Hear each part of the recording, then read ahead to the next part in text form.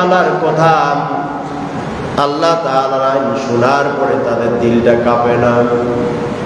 এই জন্য মুমিন যারা হবে তাদের আল্লাহর নাম স্মরণ হওয়ার সাথে সাথে অন্তরটা, দিলটা, কলবটা ভয়ে কাঁপবে। সুবহানাল্লাহ।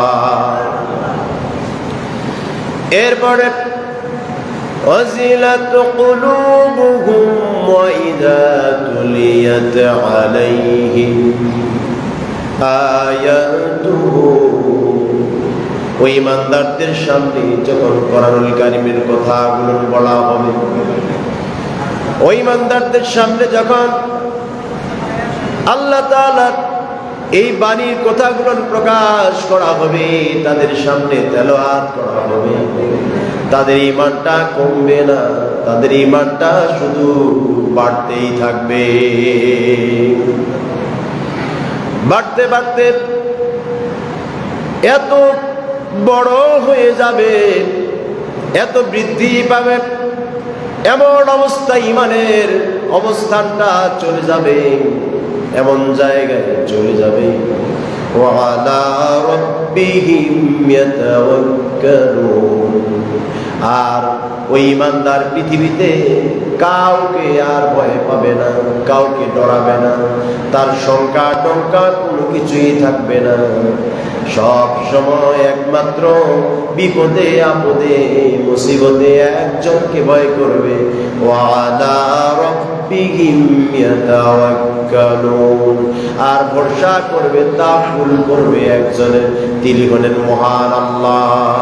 সুবহানাল্লাহ। তিনি হলেন কে? আল্লাহ। আল্লাহ রাব্বুল আলামিন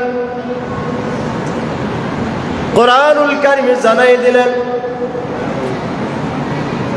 যারা এই তিনটা দাবিতে শ্রেয় হবে, তারা তিনটা দাবি গ্রহণ করবে, তারা আমার কাছে ঈমানদার, তারা আমার কাছে মুমিন।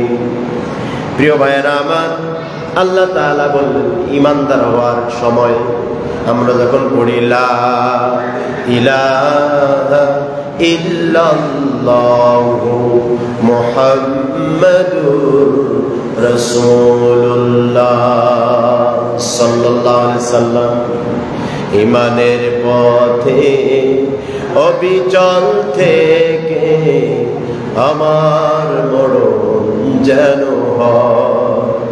ঈমানের পথে অবিচল থেকে আমার মরণ যেন হয়। আল্লাহ রাব্বুল আলামিন এই ঈমানদারদের ব্যাপারে কোরআনুল কারীমে বললেন, তোমরা যদি ঈমানদার হও, তোমরা যদি ঈমান গ্রহণ করো, তাহলে আমি আল্লাহ রাব্বুল আলামিন তোমরা ঈমানদার কিনা তোমাদেরকে আমি পরীক্ষা করব। এমনি এমনি তোমাদেরকে আমি ঈমানদার বলবো না, এমনি এমনি তোমাদেরকে আমি সার্টিফিকেট দিব না, এমনি এমনি তোমাদেরকে আমি আল্লাহওয়ালা বলবো না। কারণ আল্লাহ তাআলা বললেন, কোরআনুল কারীমে জানাই দিলেন, ঈমানদার কারা হবে আমি আল্লাহ তাআলা তাদেরকে পরীক্ষা করব। কি পরীক্ষা করব? কোরআনুল কারীমে আল্লাহ রাব্বুল আলামিন সুন্দর করে জানাই দিলেন। আল্লাহ রাব্বুল আলামিন বললেন, আহাসিবান নাসু আইয়ুতরাকু আইয়াকুলু আমান্না ওয়া হুম লা ইফতানুন। সুবহানাল্লাহ।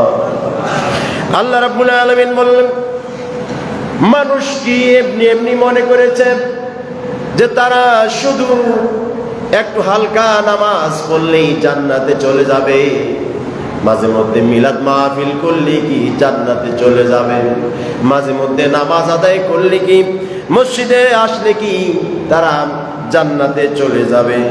আর তারা যদি বলে আমরা ঈমান এনেছি, এই কথা বললি তাদের কি ছেড়ে দেওয়া হবে না?